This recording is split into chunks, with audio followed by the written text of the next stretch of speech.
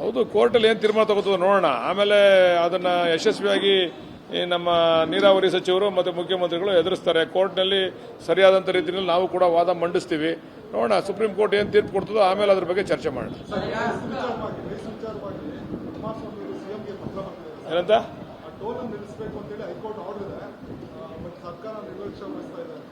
ಆಯಿತು, ಹೈಕೋರ್ಟ್ ಆಡಿದ್ರೆ ಕಂಟೆಂಪ್ಟ್ ಆಗ್ತದೆ.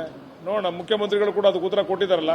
ನನಗಿನ್ನೂ ಕೂಡ ಪತ್ರ ನನ್ನ ಕೈ ತಲುಪಿಲ್ಲ, ಅದೇನು ಪತ್ರ ಬರೆದಿದ್ದಾರೆ, ಮತ್ತೆ ಸಾಧಕ ಬಾಧಕ ಕಾನೂನಲ್ಲಿ ಏನು ಆಗ್ತದೆ ಅಂತಕ್ಕಂಥದ್ದು ನೋಡಿ ತೀರ್ಮಾನ ಮಾಡ್ತೀನಿ ಅಂತ ಹೇಳಿದ್ದಾರೆ ಮುಖ್ಯಮಂತ್ರಿಗಳು. ಅಲ್ಲ, ಒಳ್ಳೇದು ಕೆಟ್ಟದು ಅಂತಕ್ಕಂಥ ತೀರ್ಮಾನ ಮಾಡೋಕ್ಕಾಗಲ್ಲ. ಅವ್ರಿಗೆ ಏನೇನು ಅವ್ರಿಗೆ ಅಗ್ರಿಮೆಂಟಲ್ಲಿ ಏನಿತ್ತು ಅವ್ರ ಅಗ್ರಿಮೆಂಟ್ ಪ್ರಕಾರ ರಸ್ತೆ ಮಾಡಿದಾರಾ ಇಲ್ವಾ ಅಂತಕ್ಕಂಥ ತೀರ್ಮಾನ ಆಗಬೇಕು. ಸಾರ್ವಜನಿಕರಿಗೂ ಅನುಕೂಲ ಆಗಬೇಕು, ಅವ್ನು ಟೋಲ್ ನಡೆಸ್ತಕ್ಕಂಥವ್ನಿಗೂ ಅನುಕೂಲ ಆಗಬೇಕಲ್ವ, ರೋಡ್ ಮಾಡಿದವನಿಗೂ ಅನುಕೂಲ ಆಗಬೇಕಲ್ವ. ಆ ದಿಕ್ಕಿನಲ್ಲಿ ಅದೇನು ತೀರ್ಪು ಬಂದಿದೆ ನೋಡೋಣ. ತೀರ್ಪು ನೋಡ್ಕೊಂಡು ಕ್ರಮ ತಗೋತಾರೆ ಮುಖ್ಯಮಂತ್ರಿಗಳು. ಅದು ನನಗೆ ಗೊತ್ತಿಲ್ಲ, ತಿಳ್ಕೊಂಡು ಹೇಳ್ತೀನಿ ನಾನು.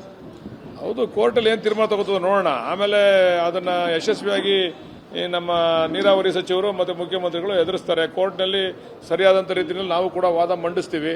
ನೋಡೋಣ ಸುಪ್ರೀಂ ಕೋರ್ಟ್ ಏನು ತೀರ್ಪು ಕೊಡ್ತದೋ ಆಮೇಲೆ ಅದ್ರ ಬಗ್ಗೆ ಚರ್ಚೆ ಮಾಡೋಣ. ಏನಂತ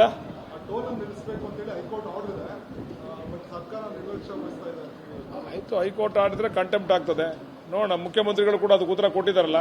ನನಗಿನ್ನೂ ಕೂಡ ಪತ್ರ ನನ್ನ ಕೈ ತಲುಪಿಲ್ಲ, ಅದೇನು ಪತ್ರ ಬರೆದಿದ್ದಾರೆ, ಮತ್ತೆ ಸಾಧಕ ಬಾಧಕ ಕಾನೂನಲ್ಲಿ ಏನು ಆಗ್ತದೆ ಅಂತಕ್ಕಂಥದ್ದು ನೋಡಿ ತೀರ್ಮಾನ ಮಾಡ್ತೀನಿ ಅಂತ ಹೇಳಿದ್ದಾರೆ ಮುಖ್ಯಮಂತ್ರಿಗಳು. ಅಲ್ಲ, ಒಳ್ಳೇದು ಕೆಟ್ಟದು ಅಂತಕ್ಕಂಥ ತೀರ್ಮಾನ ಮಾಡೋಕ್ಕಾಗಲ್ಲ. ಅವ್ರಿಗೆ ಏನೇನು ಅವ್ರಿಗೆ ಅಗ್ರಿಮೆಂಟಲ್ಲಿ ಏನಿತ್ತು ಅವ್ರ ಅಗ್ರಿಮೆಂಟ್ ಪ್ರಕಾರ ರಸ್ತೆ ಮಾಡಿದಾರಾ ಇಲ್ವಾ ಅಂತಕ್ಕಂಥ ತೀರ್ಮಾನ ಆಗಬೇಕು. ಸಾರ್ವಜನಿಕರಿಗೂ ಅನುಕೂಲ ಆಗಬೇಕು, ಅವ್ನು ಟೋಲ್ ನಡೆಸ್ತಕ್ಕಂಥವ್ನಿಗೂ ಅನುಕೂಲ ಆಗಬೇಕಲ್ವ, ರೋಡ್ ಮಾಡಿದವನಿಗೂ ಅನುಕೂಲ ಆಗಬೇಕಲ್ವ. ಆ ದಿಕ್ಕಿನಲ್ಲಿ ಅದೇನು ತೀರ್ಪು ಬಂದಿದೆ ನೋಡೋಣ. ತೀರ್ಪು ನೋಡ್ಕೊಂಡು ಕ್ರಮ ತಗೋತಾರೆ ಮುಖ್ಯಮಂತ್ರಿಗಳು. ಅದು ನನಗೆ ಗೊತ್ತಿಲ್ಲ, ತಿಳ್ಕೊಂಡು ಹೇಳ್ತೀನಿ ನಾನು. Thank you.